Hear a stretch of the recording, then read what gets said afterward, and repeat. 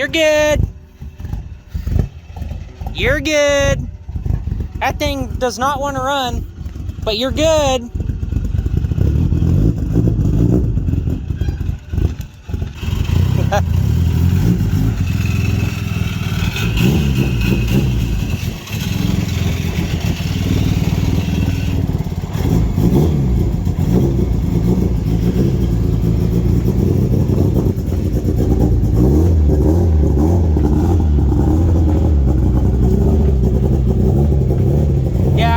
Fix that.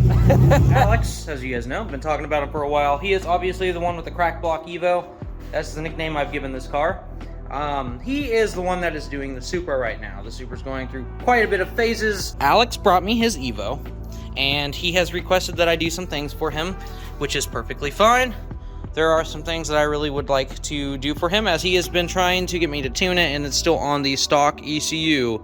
And the stock ECUs and the late gen Eclipses, and also in the Evos, are an ECU called Black Box ECU, and it uses a software that is terrible. The worst tuning software ever. You literally have to stop, shut the car off, turn the key on, and then you adjust your tune, flash it, and then you can start it. You cannot tune on the go, and that is the most frustrating thing ever. And, well, we are getting rid of that today, because today I'm putting it on ecumaster. He has went out of his way, finally listened to me. He's got himself an EMU black, got himself some smart coils, and I'm gonna wire up his coils, wire up some other stuff for him, and technically I really should have it running today. He's got a second wideband on the way, which I have to wire in and stuff. I have to weld in a bung for him, and whenever I get the second wideband in, then I'll be able to live tune it. Well, I should be able to live tune it regardless with his wideband, his gauge. But I'd rather be able to look at everything on the logs, so that way I can see where things need to be adjusted at.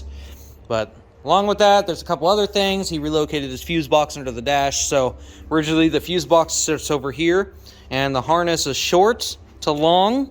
And since it's over there now, the harness is short to long, so his turn signals are in reverse. So when when he turns left signal on, this one turns on, and that one over there turns on. So it's crisscrossed. I'm gonna find that. It should be a really simple process, and just need to do some wire tracing, and then I just need to flop 2 wires. We got some work cut out for us. Now that the 240 runs and drives, she's kicking some freaking booty out on the street all by herself, because I haven't raced anybody. I know I've made a couple videos already before on these coils, and I know that I was kind of like real not good about it. So I'm going to do a fresh one on these coils. So hold on, I'm gonna go get rid of my cat real quick. It's going to become a feast tonight. You hear me, cat? I'm gonna eat you. Alright, I'll let you live one more day.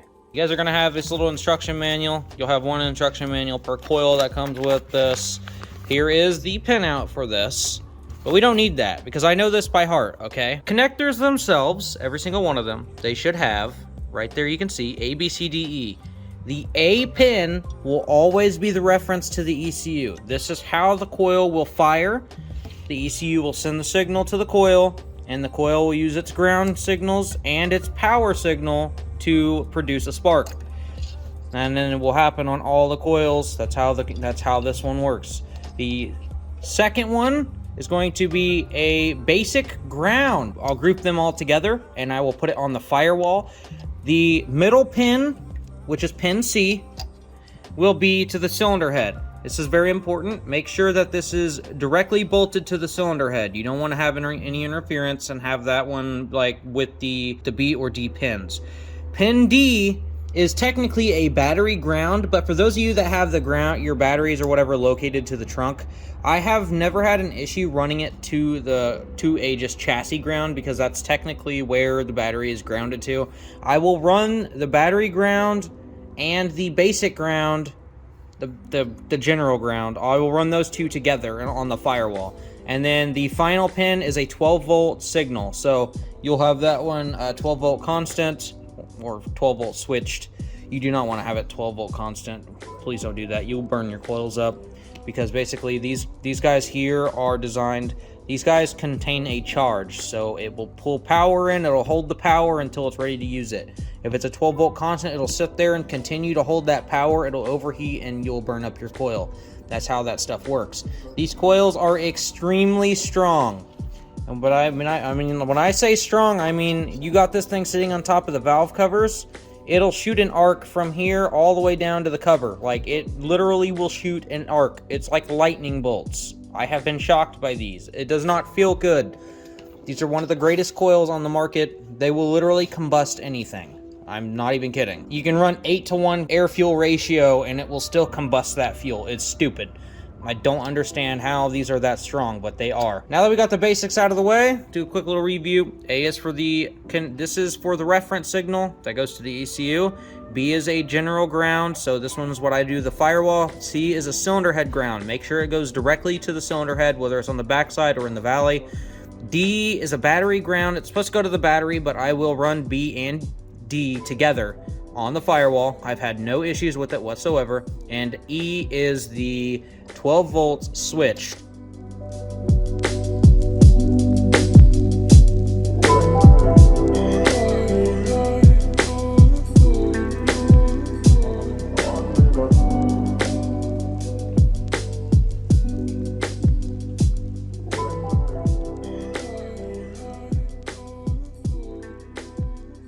I think I might be able to get these coils to be about as invisible as my Evo. Okay, so essentially what I'm doing here is trying to figure out where I want this other connector to be. So before I cut this, I think I'm gonna have the connector run all the way down there, probably by the firewall. So I'm probably just gonna extend this real quick, and then I'll snip it, and then that will be where we will be wanting to run the connector and then the flying lead harness from the ECU to this spot. I'm going to use a Deutz connector to connect them, and this coil system will be completely removable by connector.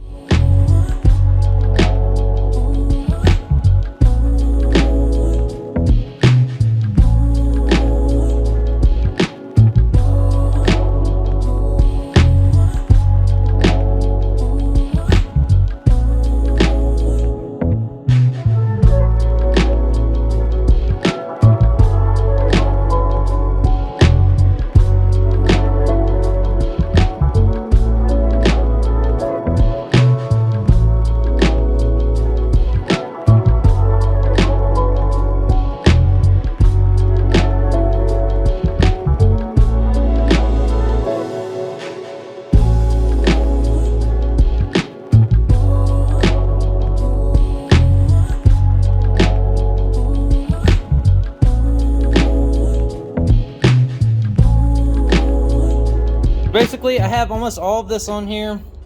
I am going to run to see exactly how long I need for the power, and I'll be able to measure out the powers. As you guys can see, from this point of view, once everything is like all completely finished, the only wires you'll be able to see if you're standing straight over it is right here. But if you stand about right here, it looks like it's wireless.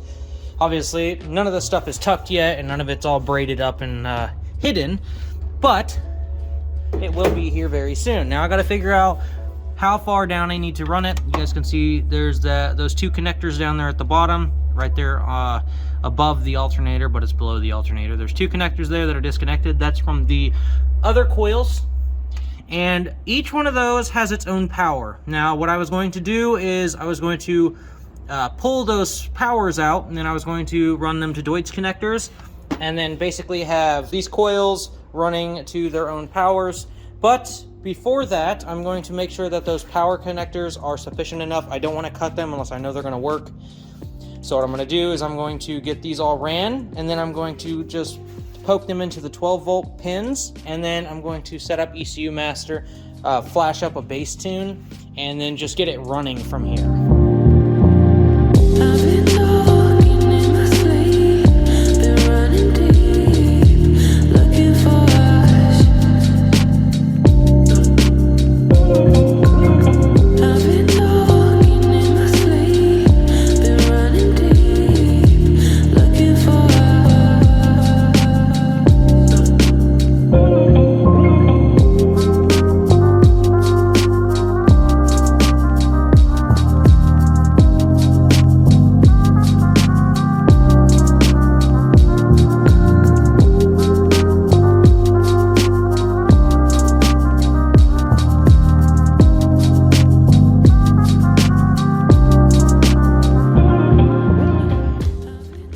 So I started doing the braided portion of this.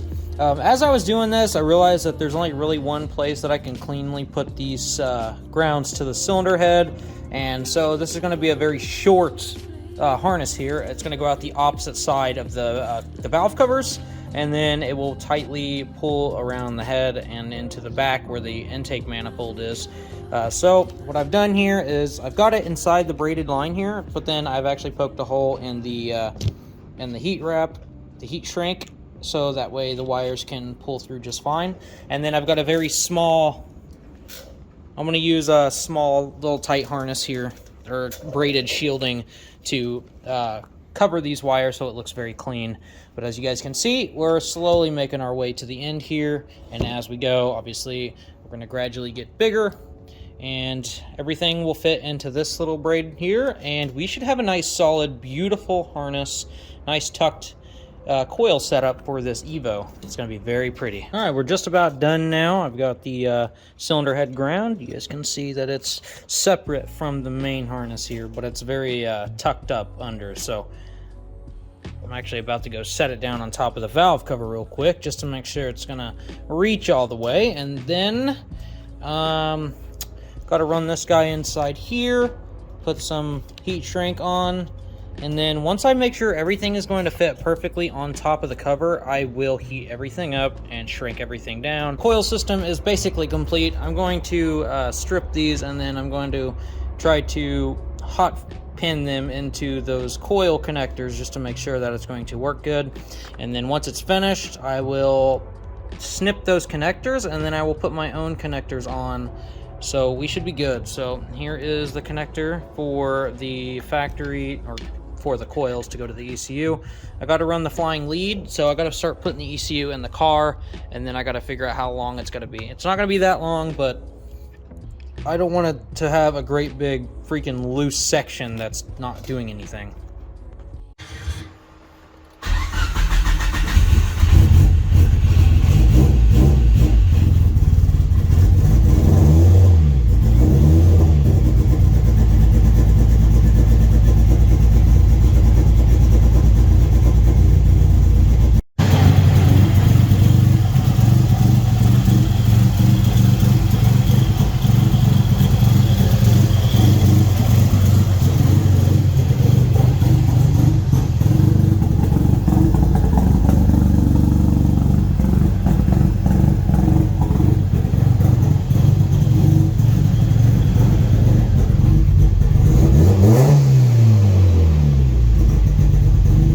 Well, I officially got the coil system done on Alex's Evo. I've got a couple more little things that I need to do. So originally he wanted me to extend this, but then I'm like, that's stupid. Let's just get rid of it because it's a factory O2 sensor and we don't need that at this point. So I'm gonna undo this, remove this from the manifold, or from the exhaust, move it from the exhaust, put a plug in there.